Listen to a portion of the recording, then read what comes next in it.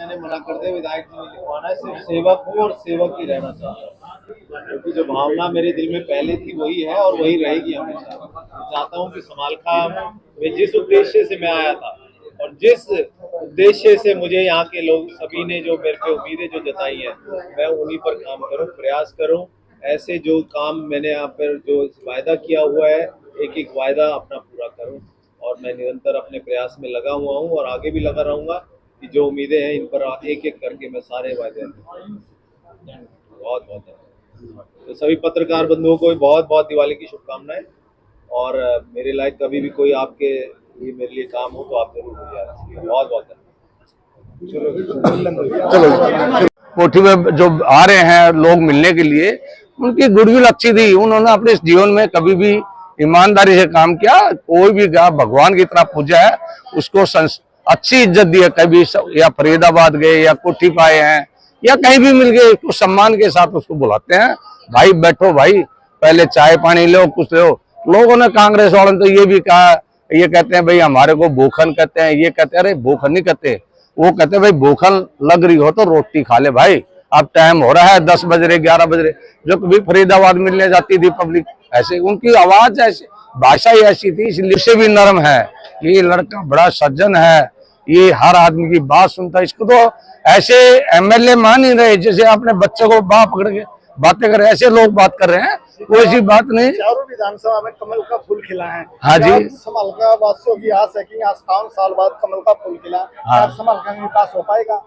ये इतनी कोशिश करेंगे। देखो एमएलए साहब तो करेंगे, जो इनके कार्यकर्ता हैं, जो भी वाले बीजेपी कार्यकर्ता है, कोई भी आदमी हो, गौर कर रहा है जी। कोई ये समस्याएं कहीं कहीं से ले आएंगे, उनको बताएंगे ये समस्याएं जी, इनको पूरी करवाओ जी।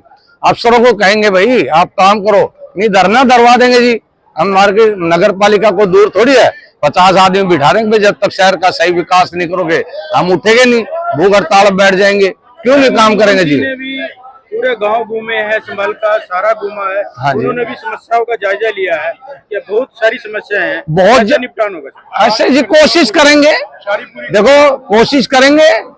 गवर्नमेंट है ऊपर भी हमारी है बीजेपी की, नीचे भी बीजेपी है, इनसे ग्रांट ज्यादा लेंगे। नायब सैनी जो बने हैं मुख्यमंत्री, उनका एक विशेष फोकस है।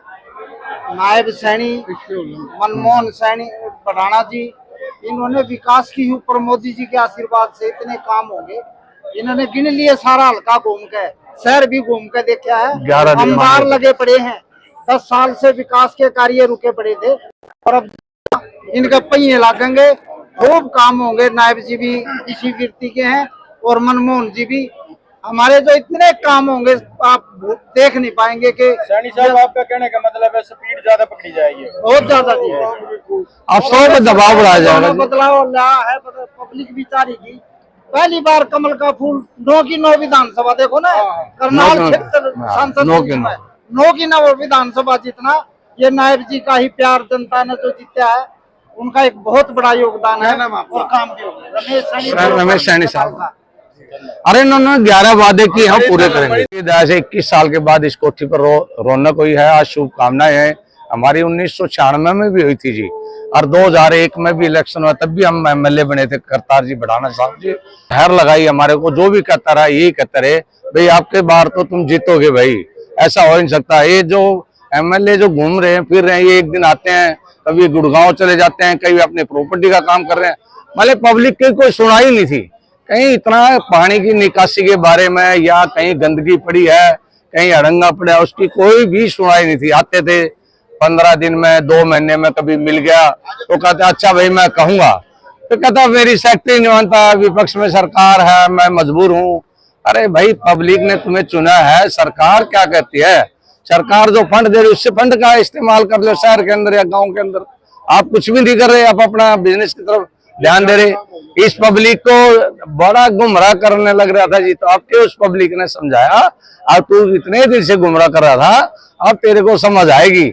हम भाई जो काम करेगा उसके साथ है, ये नहीं भाई हम झूठा लारसा देने वाले के पास हम खड़े हो जाएंगे और भाई ये कहेंगे भाई तुम्हारा काम कर देंगे, ये कर देंगे, हमारी सरकार आएगी हुड्डा साहब की।